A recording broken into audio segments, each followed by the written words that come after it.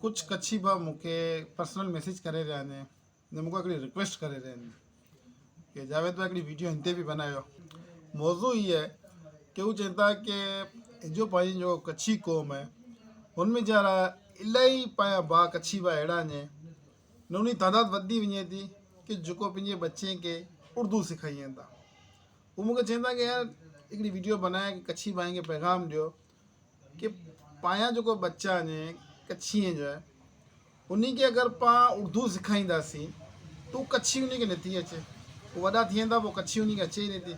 कच्छी अहिड़ी कई वेंदा कि माण्हू खिले ने उर्दू त वॾो थी करे जॾहिं बच्चो स्कूल में वञे थो उर्दू त अची थी वञे थी त पोइ कुल उर्दू पाण सेखारियूं था पर कच्छी सेखारियूं पंहिंजे बच्चे खे। त हीअ ॻाल्हि मूंखे हिनजी ख़ासि लॻी। हिन पूरे कच्छी कल्चर डे जे दौरान इलाही माण्हुनि खां राब्ता थिया। ॿ क़िस्म जा माण्हू सामने आया यानी कि जेको लीडर टाइप जा माण्हू वेंदा या जेको कच्छी क़ौम खे लीड कनि था या उहो चाहिनि था कि कच्छी ज़बान जेको आहे न उहो अहमियत हासिलु करे न हुनजो कोई मक़ाम बने। त इन टाइप जो जेको माण्हू आहिनि उनमें मूंखे ॿ क़िस्म जा माण्हू टकरिया। त हिकिड़े क़िस्म जा माण्हू त हू कि हू स्टेज ते अचनि था त कच्छी ॻाल्हि कनि था हर जॻह ते कच्छी अहमियत कच्छी ज़बान खे अहमियत ॾियनि था हथां की पंहिंजे बच्चे खे पंहिंजे घर में बि कच्छी ॻाल्हि कनि था। मिणी खां पहिरें नंबर ते आउं ॾिठोसीं ने इलाही एप्रिशिएट कयां थो इन शख़्स खे ने सलाम पेश कयां थो उहा अख़्तर तुर्क कच्छी। अख़्तर तुर्क खे आउं ॿ प्रोग्राम में ॾिठो आहियां कि जॾहिं स्टेज ते बि अचे थो न तकरीर करण लाइ करे त कच्छी में तकरीर करे थो।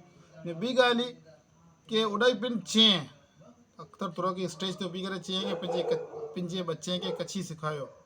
अख़्तर तुर्क स्टेज ते उभी करे न ॻाल्हि करे कि आउं बि पंहिंजे बच्चे खे कच्छी सेखारियो वञा ऐं बि पंहिंजे बच्चे खे कच्छी सेखारियो उर्दू न सेखारियो।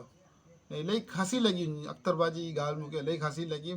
ने कुझु दोस्त कुझु अहबाब अहिड़ा बि मिलिया कच्छीअ में वीचारा जेको फ्रंट ते आउं उन ते तनक़ीद न करे रहियोसि लेकिन सिर्फ़ु इस्लाह लाइ करे हिकिड़ी ॻाल्हि करे रहियो आहियां कि उन जी सोच इलाही ख़ासी आहे कि हू चवनि था कि यार कच्छी ज़बान खे अहमियत ॾियो।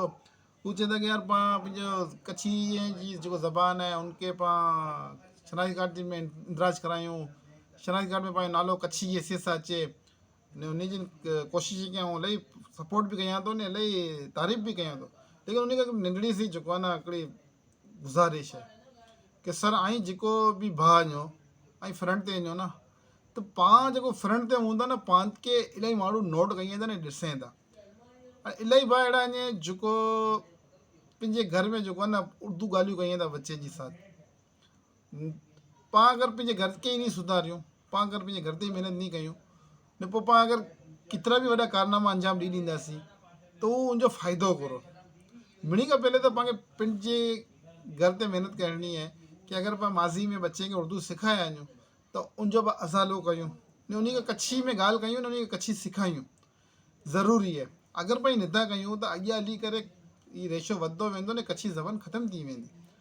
पोइ पाण कच्छी ईअं न करे एॾी कुलह करे रहिया आहियूं दौड़ तक कि अगरि मां पंहिंजे बच्चे खे कच्छी ज़बान नथा सेखारे सघूं त इन ॻाल्हि खे सोचिए ज़रूरु ने जो दौर जे हिसाब सां न नज़र अचे थो कि हीउ रेशो इलाही वधी रहियो आहे। अफ़सोस बि थिए थो कि हीउ फैशन बनी रहियो आहे कि इलाही कच्छी घर अहिड़ा आहिनि जेको पंहिंजे बच्चे खे उर्दू सेखारिया वञे उन खां बाद जेको आहे न नसल दर नसल सिलसिलो हली वियो आहे शुरू थी वियो आहे। हाणे हू बच्चा त पिण सुञणे में नथा कि असां कच्छी ईयूं की न ईयूं मतिलबु पोइ हीउ सिलसिलो केॾां वञे थो न। त इन ॻाल्हि खे सोचिए ज़रूरु। दोस्तों खे वीडियो ख़ासी लॻी हुई त शेयर ज़रूरु करिए। शुक्रिया।